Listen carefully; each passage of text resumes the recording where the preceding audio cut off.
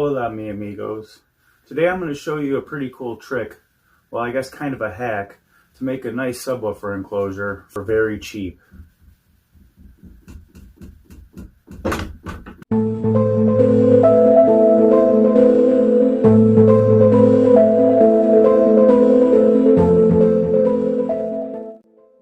So this is a sub that I've had for decades. It's a Visonic 10 that I always thought looks pretty cool, but what's really cool, in my opinion, is the enclosure.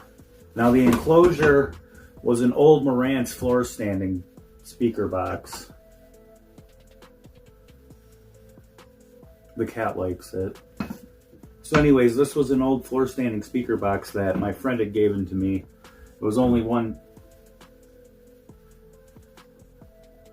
I'm gonna have to blur out Uranus.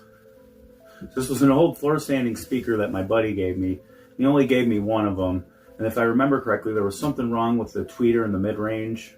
So I used those for another project. I don't really remember. But it's actually pretty cool. And like I've said, it's lasted me for well over 10 years. So what I'm going to do next is I'm going to take it apart and go through it and kind of show you guys some of the things I did to make it work, some of the things I did to make it better, and also go through some of the benefits of using an old floor standing speaker like this as a subwoofer enclosure. Okay, so it's been a while since I've taken this apart. This might be kind of hard with the camera in my way.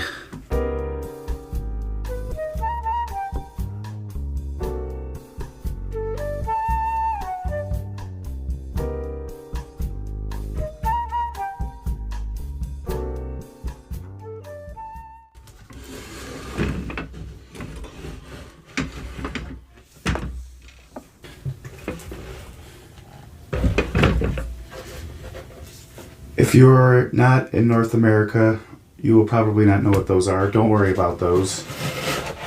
But as you can see, I have a bunch of polyfill. I'm going to go ahead and take these apart.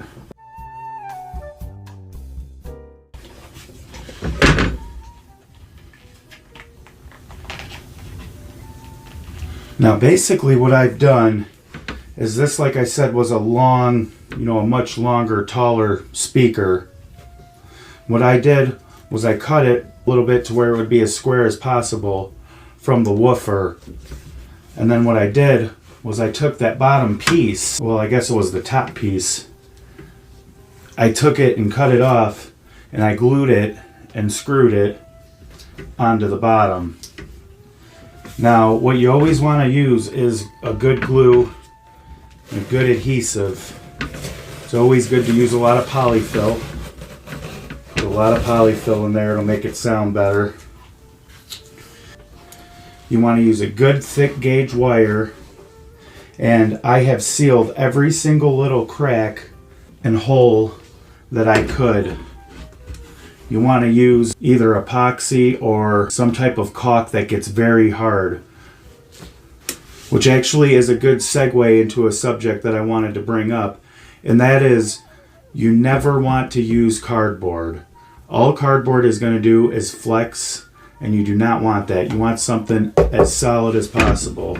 Baltic pine plywood is what they recommend, but I like MDF. It's easier to work with. So the biggest thing I always had a problem with was cutting a perfect hole for the woofer. The good part of doing this is they've already cut the hole for you.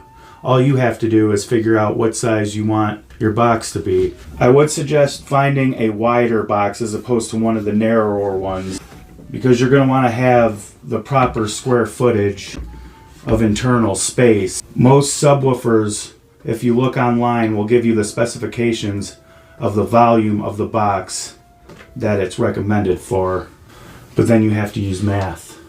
So you'll notice the large square in the back.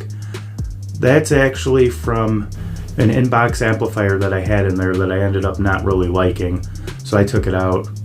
It's funny, that was years ago.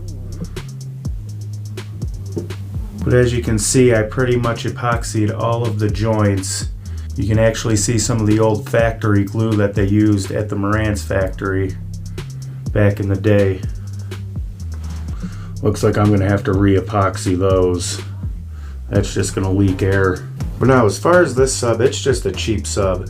And like I said, I've had it for years, and it's just been an absolute workhorse. Just make sure you actually get a subwoofer and not a woofer.